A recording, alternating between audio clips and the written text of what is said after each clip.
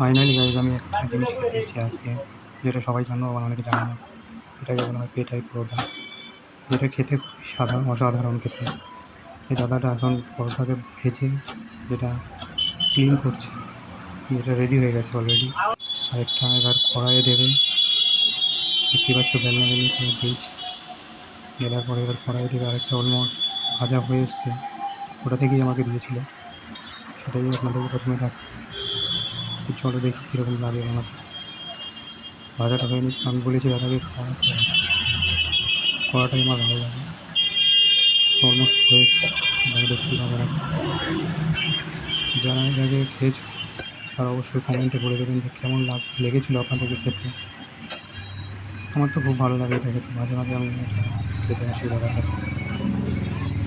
তো ভাজাটা মোটামুটি হয়ে গেছে,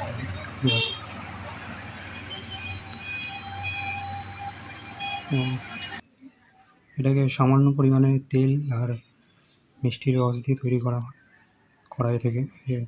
চলে এসছে আমার হাতে এবার গরম গরম পরোটা, এটাই পরোটা। এটা এখন আমি খেতে যাব। ও দেখি মুখে জল চলে আসছে আমারও, খেয়ে দেখছি তাহলে। সত্যি অসাধারণ।